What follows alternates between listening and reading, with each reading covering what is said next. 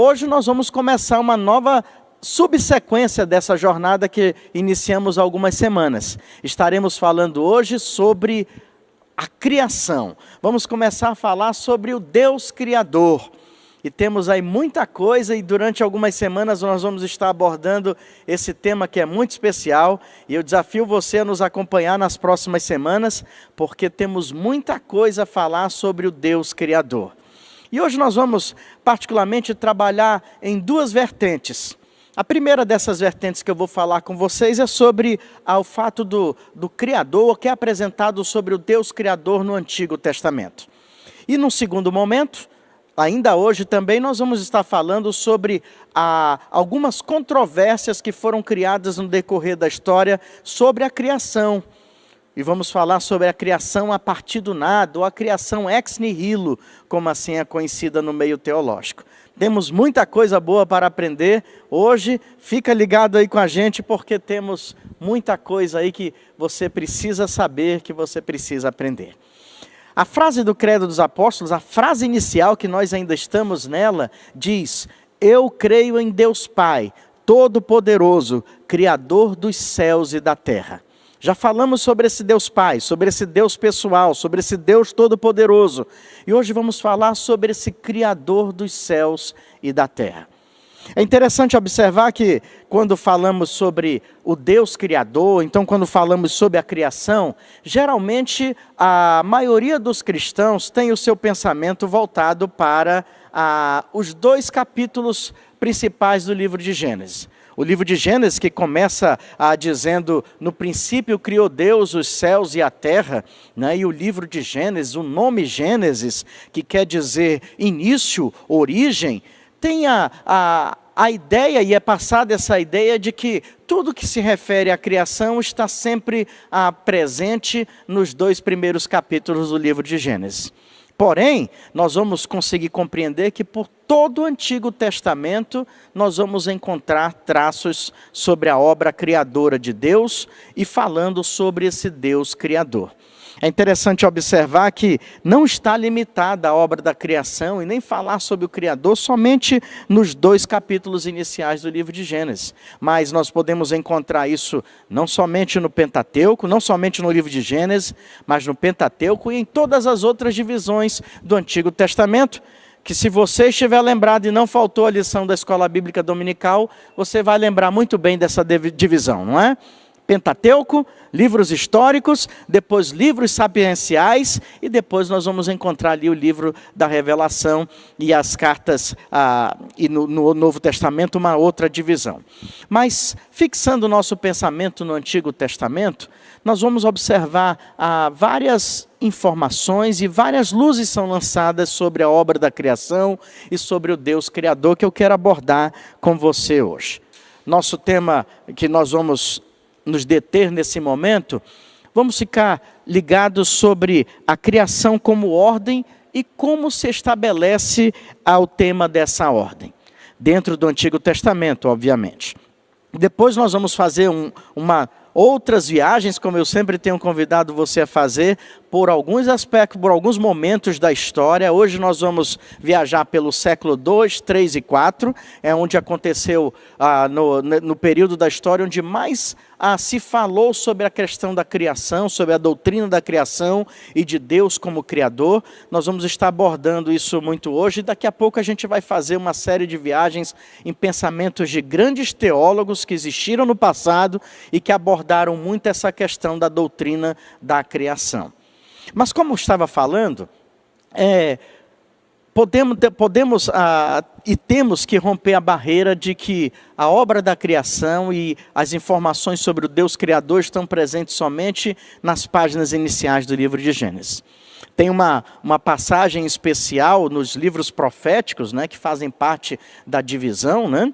Então, Pentateuco, livros históricos, sapienciais, e nós vamos encontrar também nos livros proféticos que fazem parte dessa divisão, ali no livro de Jeremias, no capítulo 18, os 6 primeiros versículos, tem uma informação que é quando o profeta é chamado por Deus para ir até uma casa do oleiro. É possível que você conheça muito bem essa passagem. e lá vai ser observado, o profeta vai ter essa visualização, né? Vai ter esse contato visual de um oleiro com barro na mão, e que essa peça não ficou exatamente do jeito que ele queria, e ele com o barro em sua mão vai lapidando, vai trazendo a forma, vai trabalhando esse barro para que ele se transforme de fato na peça que aquele oleiro desejava e tinha em mente que ela fosse a existir.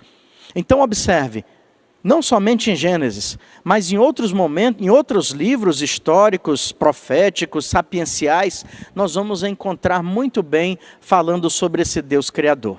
Uma passagem aqui que que é de grande importância a gente mencionar nesse momento, falando sobre o Deus da criação, ou Deus Criador, está lá no livro de Jó. Se você observar, Jó tem um capítulo que é magnífico para falar, talvez um dos capítulos com maiores detalhes sobre a obra da criação e sobre quem realizou essa obra da criação. Jó capítulo de número 38, é um capítulo bem extenso, a gente não tem aqui o tempo disponível para dissecar todo esse capítulo do livro de Jó, mas eu recomendo a você que além das páginas iniciais do livro de Gênesis, que fala sobre a obra da criação, o Jeremias capítulo 18, os versículos de 1 a 6, como já mencionei, que fala sobre essa visita do profeta, e lá ele encontra numa casa do oleiro uma obra sendo preparada, uma peça sendo preparada por esse oleiro, e também o livro de Jó, no capítulo de número 38, onde tem ali um diálogo maravilhoso, um diálogo especial de Deus com Jó, falando. E eu me lembro dessa pergunta, né? Parece que começa assim essa passagem do livro de Jó, né? Quem é que lançou os fundamentos da terra? Deus pergunta para Jó. Em outras palavras, quem foi o criador do universo? Quem criou tudo, Jó, que você tem ao seu redor e que você conhece como mundo? Era a pergunta de Deus para Jó. Então, só para mostrar e reforçar o argumento de que o Antigo Testamento está permeado de informações sobre a obra da criação e de Deus como Criador. É interessante também observar que, quando se estudou a teologia do Antigo Testamento sobre a criação, existiam pelo menos duas formas de pensar sobre essa obra da criação. Uma delas falava de pensar na criação como imposição da ordem a um caos que não tinha forma própria ainda, não tinha forma definida. Nós vamos encontrar isso aí em Gênesis capítulo 2, de uma forma mais específica, né? Quando no livro de Gênesis está escrito: a terra era sem forma e vazia. E o Espírito de Deus já se movia nesse momento. Mas nesse cenário caótico, informe, Deus planejou a criação e realizou a criação de toda a humanidade, de tudo que nela existe.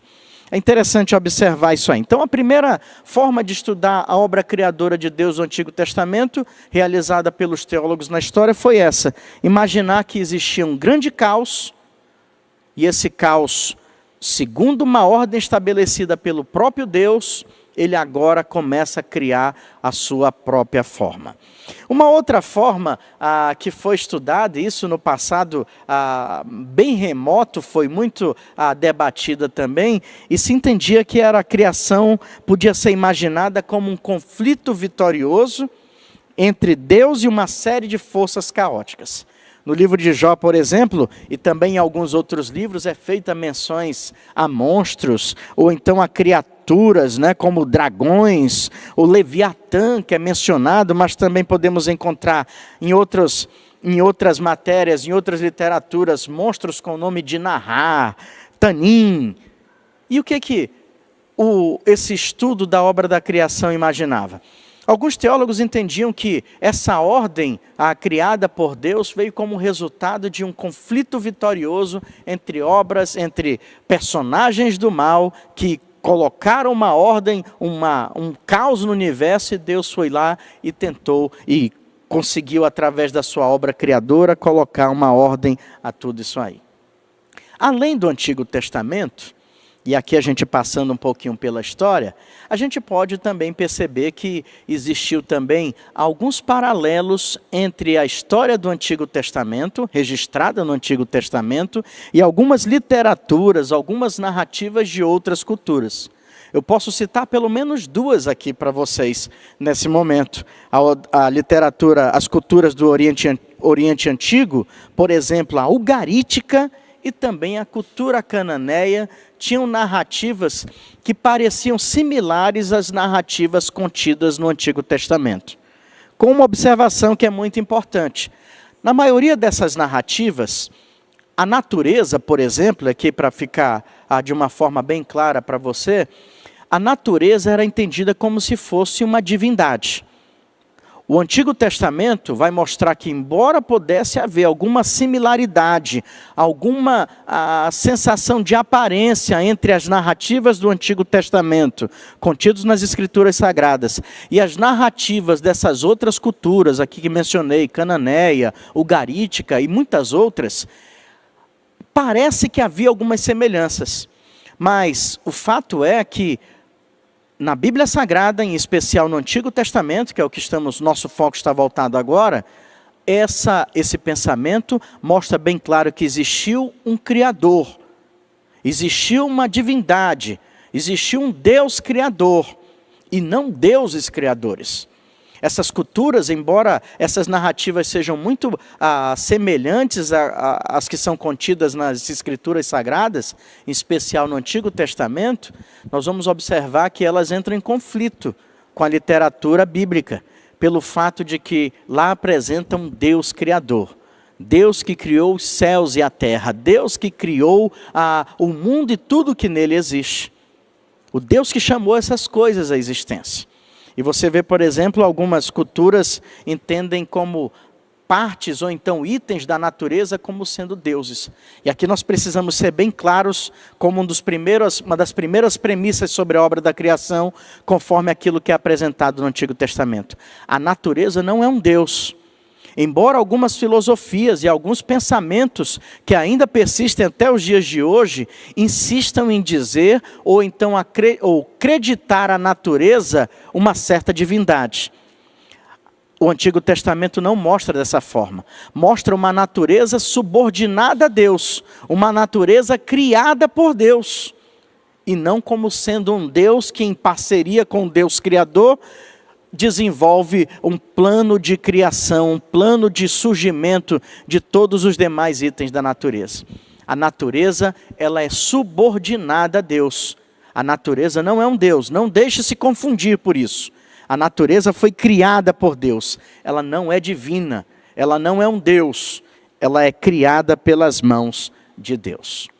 Esse é um pouquinho do resumo, podemos dizer assim, um resumo do que é apresentado nas páginas do Antigo Testamento.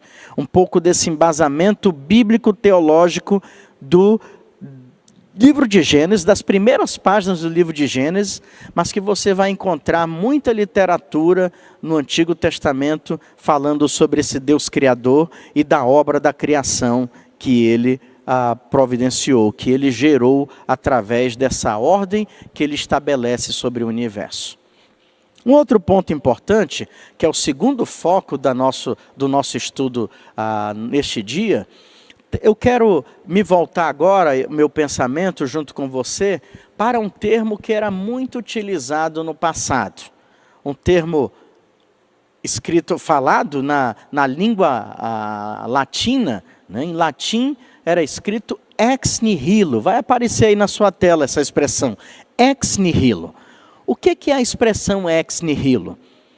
É o estudo como base teológica, se voltando para a Bíblia Sagrada, e que depois gerou muitos debates entre outros teólogos e muitas correntes de pensamentos, que nós vamos já explorar, que dizia sobre a criação a partir do nada. Alguns teólogos usam a expressão a criação do nada. Eu já prefiro a expressão um pouquinho mais ampla, a criação a partir do nada. O que é que vem dizer essa criação a partir do nada, para o seu entendimento? A criação a partir do nada defende o pensamento de que não existia matéria-prima quando Deus pela sua palavra, decidiu criar o universo, o ser humano e tudo o que mais existe. Esse é o pensamento, ponto de partida dessa teologia ex nihilo, da criação a partir do nada. Não havia matéria pré-existente. Parece ser um ponto forte, parecia ser, no nosso pensamento hoje, e se falando para cristãos, parece algo muito comum. Deus era o Criador, Deus criou, Deus deu ordem ao universo e as coisas começaram a ser criadas, começaram a surgir segundo a vontade e o poder de Deus, segundo a sua palavra criadora. Mas o que nós vamos ver um pouquinho hoje é que na história não foi bem assim que aconteceu.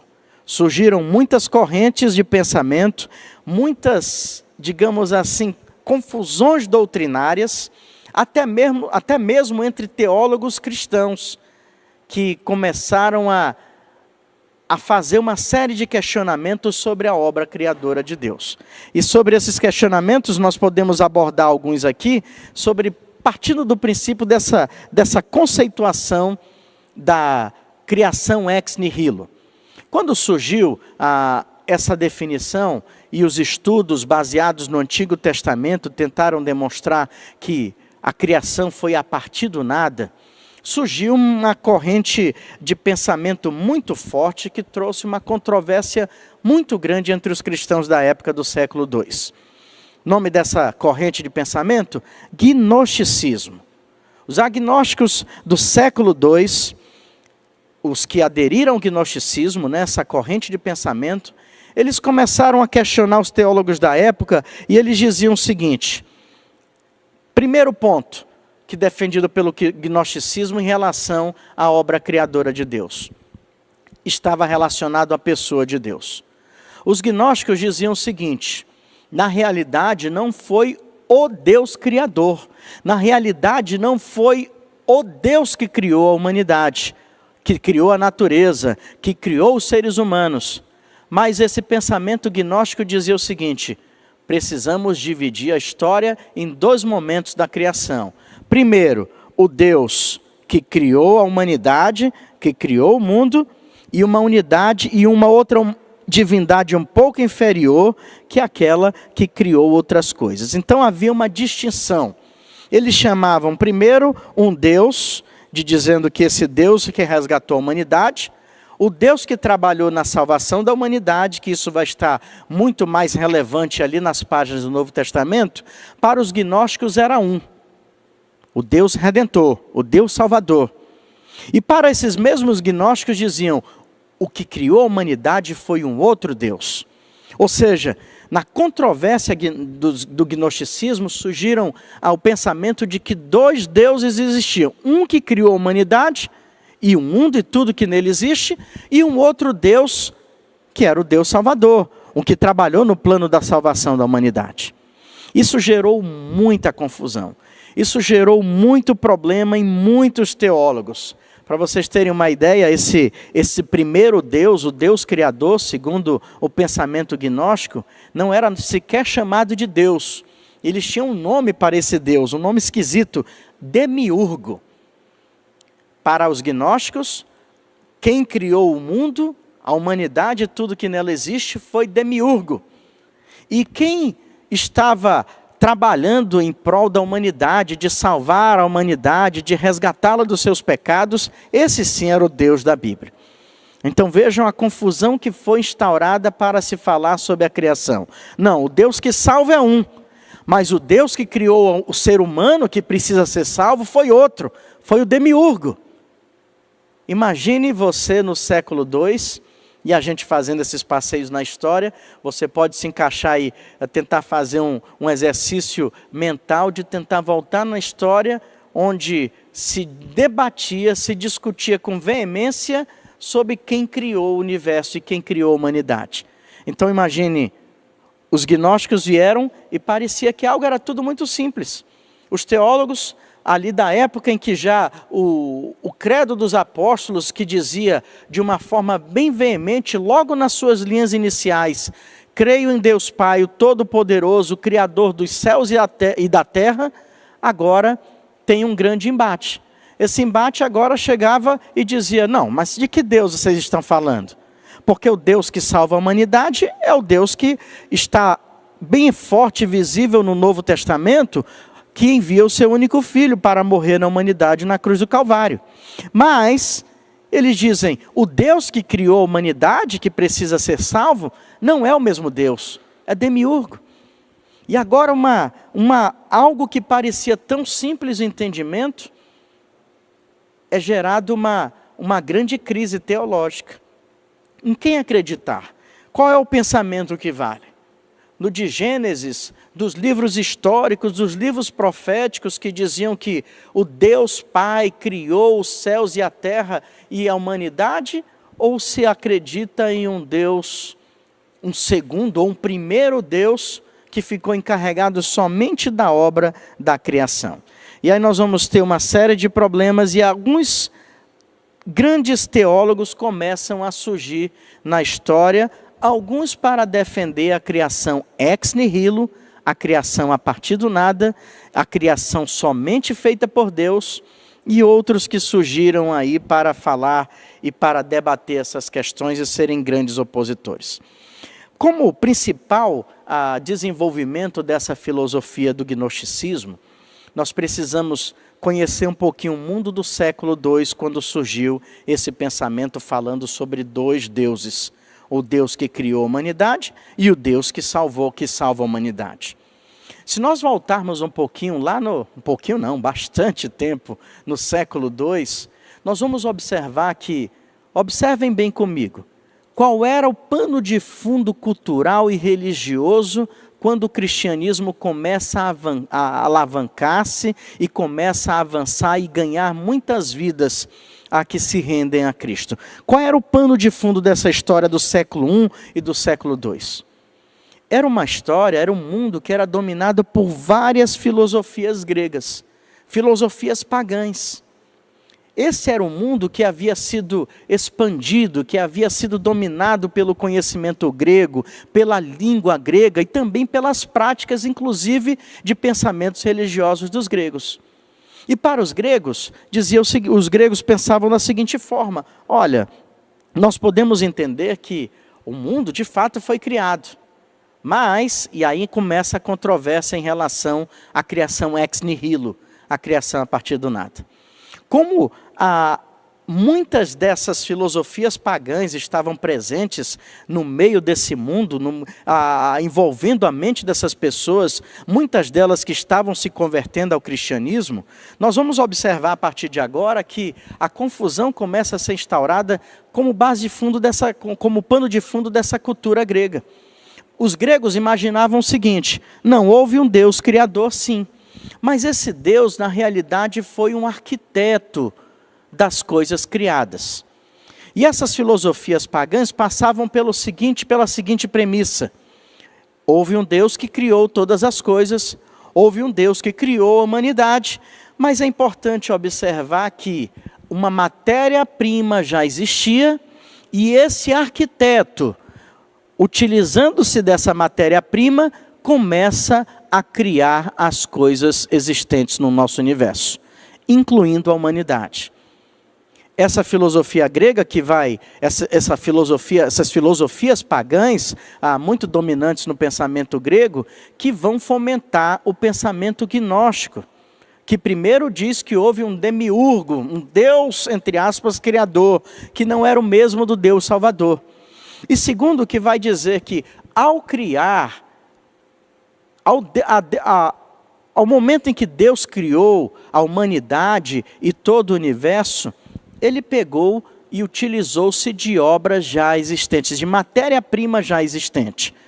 E aí é criado um outro problema teológico, porque os teólogos e os cristãos, os que professavam o credo dos apóstolos e com muita autoridade diziam, nós cremos em Deus Pai Todo-Poderoso, Criador dos céus e da terra, agora são confrontados, agora são altamente combatidos por uma filosofia que dizia, ele criou os céus e a terra, tudo bem, mas ele criou a partir de algo existente. Só que os cristãos da época entendiam que quando Deus criou os céus e a terra e a humanidade, Ele criou também toda a matéria-prima, toda a base da criação. Ele não se utilizou de uma matéria. E depois nós vamos ver que alguns teólogos, alguns pensadores vão dizer o seguinte, né? Inclusive alguns teólogos cristãos que começaram a ficar com as suas mentes confusas. Eles disseram, não, olha, existia matéria-prima boa, existia matéria-prima má. E o que acontece é que agora eles vão dizer, essa matéria-prima má, ela já existia. E isso vai tentar explicar os pecados da humanidade. A queda do homem ali no Éden, dizendo que parte da sua matéria-prima era má. Então começa a gerar uma grande confusão teológica na cabeça dos cristãos. O pensamento gnóstico, aliado às filosofias pagãs, muito desenvolvidas e disseminadas pelos gregos, vai dizer, não, existe sim esse Criador. Só que ele não era tão criador assim. Na realidade, ele pegou uma matéria-prima existente e através dessa matéria-prima, ele pega e começa a desenvolver o seu pensamento, a desenvolver a sua obra criadora. Só que nós temos um grande problema nisso aí, porque imaginar dessa forma, que Deus agiu dessa forma na criação, era mais ou menos dizer o seguinte, só citando um exemplo prático aqui para o seu pleno entendimento. Seria mais ou menos dizer, né, e o autor do nosso livro utiliza com muita inteligência esse exemplo, era mais ou menos dizer que a obra da criação foi semelhante à construção de um iglu, que o esquimó que vai construir aquele iglu onde ele vai morar, ele utiliza uma obra-prima já existente, que são os blocos de gelo. O gelo já existia. Ele só fez da forma aqueles blocos, e daqueles blocos ele dá forma e constrói uma casa. Um outro exemplo mais atual que nós podemos utilizar seria a construção de uma casa, que o construtor, o mestre de obras e todos os operários dessa construção de uma casa utilizam a pedra, utilizam cimento e utilizam todos os outros itens necessários para a construção, para a edificação de uma residência. A criação ex nihilo defende justamente o contrário do que esses pensadores do século II defendiam. A criação ex nihilo dizia o seguinte, Deus criou todas as coisas e criou a partir do nada. E aí nós vamos ver muitos filósofos que vão falar tanto a favor como contra a questão da criação ex nihilo. Platão, que é um filósofo muito conhecido em toda a história, foi um dos homens que surgiu nessa época que mais desenvolveu a ideia de que o mundo tinha sido criado a partir de uma matéria pré-existente. Deus levantou muitos outros homens que tentaram combater esse pensamento platônico. Mas muitos outros teólogos, e aqui eu posso citar Teófilo de Antioquia, posso citar também Justino Marte, teólogos cristãos, que ao observarem, ao lerem as obras de Platão, disseram, faz sentido isso. O mundo não foi criado ex nihilo, não foi criado a partir do nada. E depois, Deus vai levantar outros homens que vão mostrar que, de fato, e vão mostrar biblicamente, teologicamente, com bons argumentos, vão reagir a essa visão platônica de Justino Marte e de muitos outros estudiosos que disseram, não, Deus foi só o arquiteto, ele não foi um pleno criador. E dentre esses nomes vai aparecer, entre os anos 155 e 230, um homem chamado Tertuliano. Ele vai dizer o seguinte, que Deus é o responsável pela criação do universo e de tudo que nele existe, a partir do nada. Deus não precisou de nenhuma matéria pré-existente. E ele acrescenta, Deus criou o ser humano e o universo e tudo que existe, que nós conhecemos atualmente. Deus criou todas essas coisas por causa da liberdade e da sua bondade. Deus criou o ser humano para se relacionar com ele. Deus criou o barro, Deus criou o pó, Deus colocou esse barro em suas mãos. E a partir das suas mãos poderosas e criadoras, Ele criou a humanidade. A partir de suas mãos poderosas e criadoras, Ele deu ordem ao caos. E aí, muitos outros depois vieram surgindo. E esse dualismo não somente entre se o mundo foi criado a partir de material pré-existente ou então a partir do nada, conforme o pensamento bíblico, vai continuar existindo na história. O que é chamado de dualismo, a criação e o dualismo. Porque nós vamos ver aí muitas pessoas falando sobre o bem e o mal, a matéria e o espírito. A partir desse termo, criação ex nihilo, muitas outras discussões vão ser colocadas adiante do povo cristão da época. Mas no século IV, muitos concílios começam a ser produzidos. E no século IV, de uma forma específica, a maioria dos cristãos e a maioria dos teólogos da época, uma discussão de 200 anos nós estamos falando, vão agora fechar a questão, vão rejeitar a doutrina platônica que dizia que Deus foi só um arquiteto, pegou material já existente e criou a humanidade e o universo. Essa doutrina perde toda a sua força.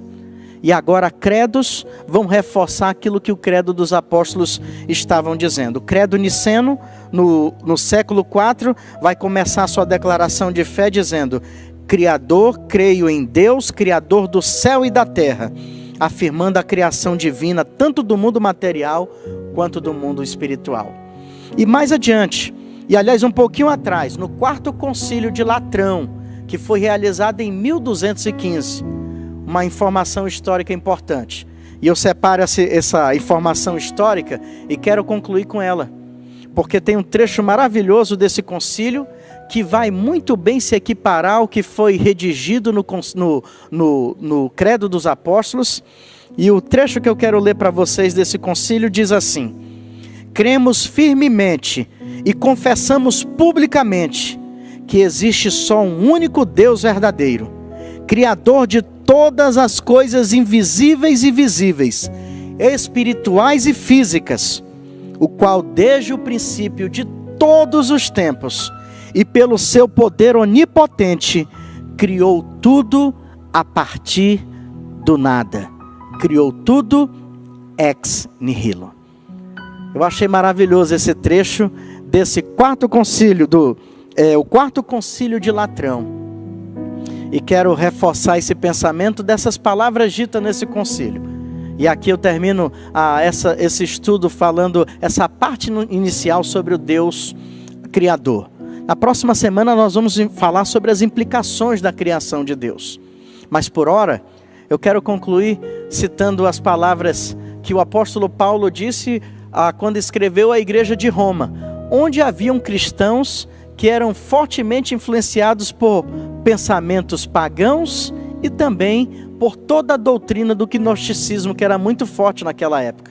Quando Paulo escreve aos cristãos da igreja de Roma, ele diz, está lá no capítulo 4, versículo 17, na parte final desse versículo diz: aquele que chama os mortos à vida e que também chama as coisas que não existem como se elas existissem.